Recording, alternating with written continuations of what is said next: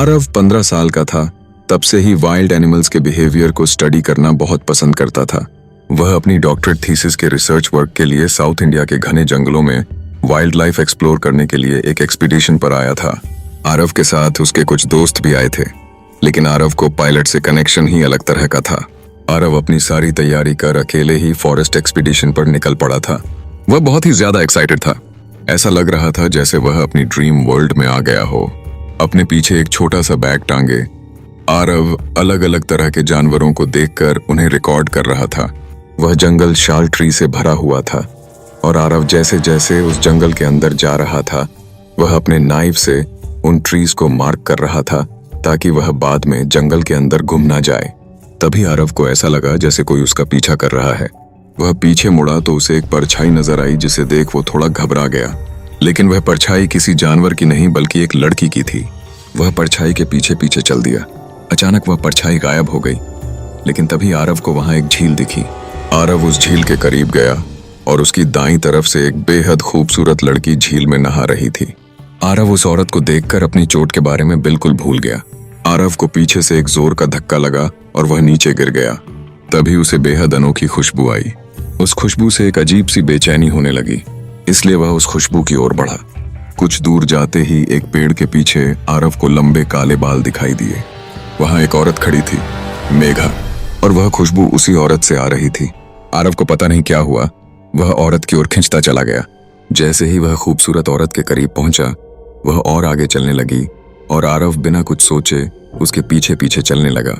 ऐसा लग रहा था कि आरव अपनी सुध बुध खो चुका था और उस घने जंगल के अंदर चला जा रहा था। कुछ दूर चलने के बाद आरव ने उसे आवाज लगाई, लेकिन उसने कोई जवाब नहीं दिया। आरव उसके करीब गया और उसके कंधे पर हाथ रखा। तभी वह पलटी। आरव ने अपनी जिंदगी में उससे ज्यादा खूबसूरत औरत पहले कभी नहीं देखी थी। कुछ देर तक वह बस उसे देखता रहा। फिर उस औरत ने धीरे से अपना हाथ आरव के बालों में फिराया। उसके छूने के बाद आरव मानो उसका दीवाना सा हो गया। उस औरत ने आरव की पकड़ छुड़ाई और उसका हाथ थामकर उसे जंगल के और घने हिस्से में ले जाने लगी। अंदर जाते हुए आरव को कोई होश नहीं था। वह चुपचाप उसके पीछे चलता रहा। चलते चलते अब आरव को कई सारे जानवरों की अजीब अजीब आवाजें आने लगी, जैसे किसी की कुर्बानी दी जा रही हो। धीरे धीरे दोनों जंगल के बीचों बीच पहुंचे और उस औरत ने आरव के शरीर पर हाथ फिराना शुरू किया। फिर अचानक ही उसने आरव की गर्दन पकड़ ली और उसका गला दबाने लगी। आरव छटपटाने लगा। अब उस खूबसूरत औरत का रूप बदलने लगा। वह एक भयानक चुड़ैल में बदल गई थी। आरव का दम घुट रहा था। उससे कुछ भी बोला नहीं जा रहा था। तभी उसके सीने में बहुत तेज दर्द उठा, जैसे किसी ने अंगारे डाल दिए हों। वह जोर से चीखा और उसके चीखते ही वह चुड़ैल जोर से हंसने लगी। आरव ने हिम्मत करके अपनी पॉकेट से चाकू निकाला और उस पर चला दिया। एक पल के लिए उसकी पकड़ छूटी, लेकिन चाकू से भी उसे कोई फर्क नहीं पड़ा। आरव के पास सांस लेने का भी समय नहीं था। वह वहां से भागा। भागते हुए उसने एक बार भी पीछे नहीं देखा, मगर उस औरत की हंसी की गूंज अब भी पूरे जंगल में फैल रही थी। दौड़ते दौड़ते आरव अपना रास्ता भटक गया और थक कर रोने लगा। डर, थकावट और कमजोरी से वह बेहोश हो गया। रात भर जब आरव होटल वापस नहीं आया तो उसके दोस्तों ने रेस्क्यू टीम भेजी। कई घंटों की खोज के बाद आरव अधमरी हालत में मिला। उसकी छाती और पेट पर अजीब से निशान थे, बिल्कुल वैसे जैसे उसने अपने नाइफ से पेड़ों पर बनाए थे।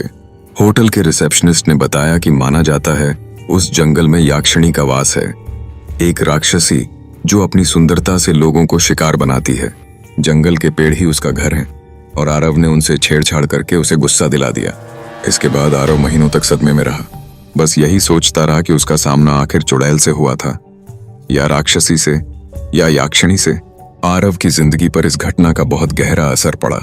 उसके बाद वह कभी भी उस जंगल में नहीं गया और न ही कभी भी वाइल्ड लाइफ एक्सप्लोर करने गया। आरव ने अपनी जिंदगी को एक नए दिशा में मोड़ दिया और वह एक सफल लेखक बन गया। लेकिन आरव कभी भी उस याक्षिणी को नहीं भूल पाया और उसकी कहानी हमेशा के लिए उसके दिल में दर्ज हो गई।